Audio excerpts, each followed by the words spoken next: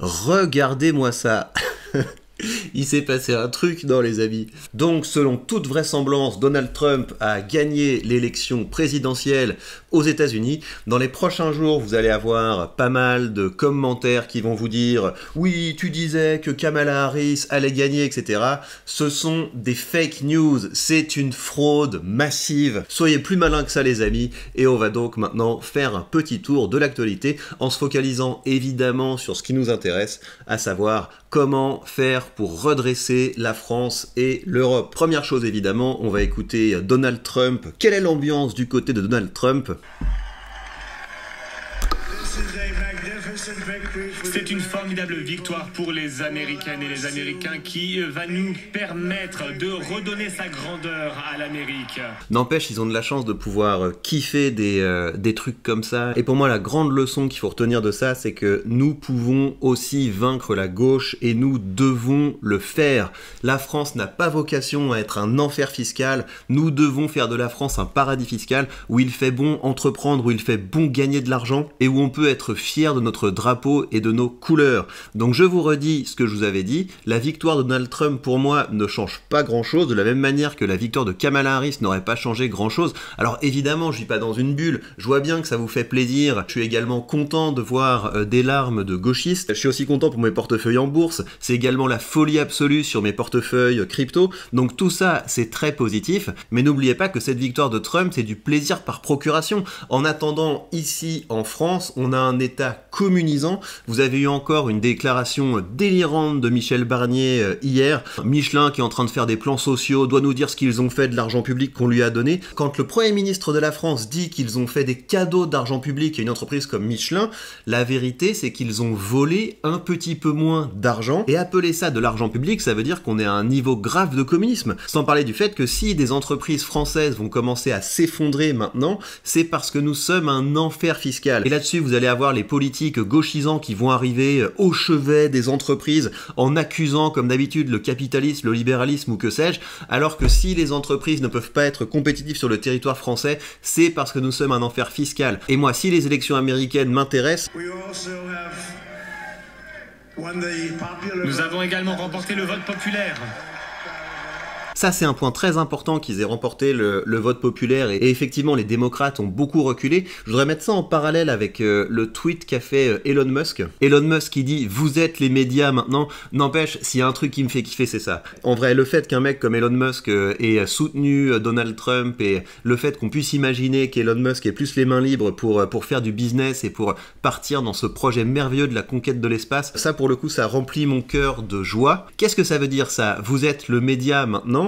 C'est que ce petit chantage qui consiste à dire aux gens qui ne sont pas pro-discours dominant, c'est parce que vous êtes des fascistes, c'est parce que vous êtes des racistes, c'est parce que vous êtes des machos, le patriarcat ou je sais pas quoi, c'est fini. Ça marche plus. En France, ça marche encore en partie, mais de moins en moins. Parce que si on refait le film des élections législatives, ce qui s'est passé, c'est que le RN a gagné le vote populaire, mais après, le système électoral a favorisé le statu quo, sachant encore qu'on a un deuxième problème, c'est que même si le RN arrive au pouvoir avec les mains libres, rien ne permet de dire qu'ils feront un programme de droite, parce que quand vous regardez ce qu'ils proposaient durant la campagne électorale, c'était des trucs du type « on va mettre des impôts sur les super profits, sur les riches, on va s'attaquer aux rentes », des trucs de communistes. Mais en tout cas, la bonne nouvelle, c'est que les gauchistes ont un argument de moins, à savoir le truc « ouais, t'es un raciste, t'es un facho », ça ne marche plus, c'est terminé, le peuple n'accepte plus ça, et donc c'est très positif que Trump remporte le vote populaire, et ça doit nous pousser beaucoup plus à assumer de tenir notre droite. Il y a un combat culturel à mener, et c'est en gagnant ce combat culturel qu'on pourra espérer redresser la France. Merci beaucoup, merci. Nous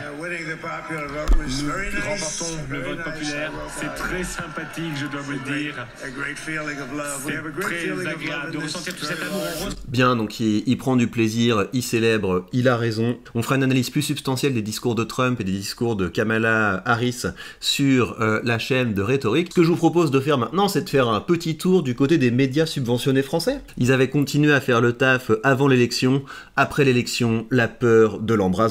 Victoire de Trump, Raphaël Glucksmann déplore une catastrophe mondiale, Éric Ciotti voit un chemin pour les droites de France comme en Europe. Éric Ciotti, pas mal depuis un certain temps, il faut lui envoyer de la force. force. Et puis pour Glucksmann, effectivement, parce qu'il n'arrive pas à concevoir un monde où l'Europe serait capable de défendre ses intérêts elle-même sans le parapluie américain, peut-être qu'il faudrait que la France et l'Europe se préparent un petit peu à l'économie de guerre, ce qui voudrait dire mettre un petit peu plus d'argent du côté des forces productives de la nation et un petit peu moins d'argent du côté de l'anti-France assistée. On peut rêver, peut-être que ça va pousser la France et l'Europe à se redresser, en tout cas c'est ce qu'on espère. Sandrine Rousseau qui se réveille, les États-Unis sont le théâtre d'un backlash climato-sceptique, masculiniste et raciste, soutenu et encouragé par les acteurs de l'économie libérale, avides de profit, angoisse. Merci Sandrine.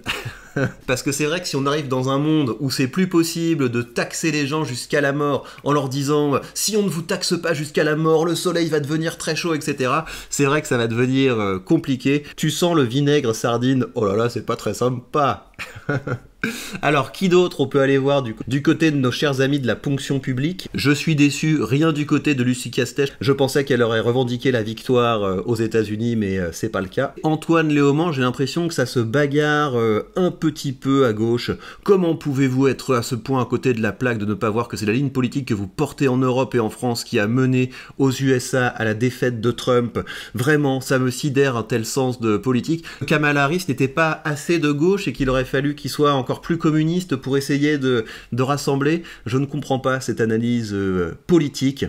Alors, Manuel Bompard, c'est pas mal ça Manuel Bompard, en général il est souvent au taquet. Les leçons de l'élection états-unienne sont édifiantes, on ne bat pas l'extrême droite sans projet alternatif clair, on ne mobilise pas le peuple sur une ligne néolibérale sans rupture sociale et géopolitique n'importe quoi, les sondages n'ont jamais fait le résultat d'une élection, des leçons à méditer pour éviter de nouvelles gueules de bois, pensez partout aux peuples qui subiront les conséquences dramatiques de cette élection. Disons que historiquement Trump c'est quand même moins de guerre que les démocrates, mais bon, ça je pense pas qu'ils l'admettent. Clémence Guettet, Donald Trump l'emporte aux États-Unis, c'est un drame pour les droits et les libertés états-uniennes. C'est ça, ouais.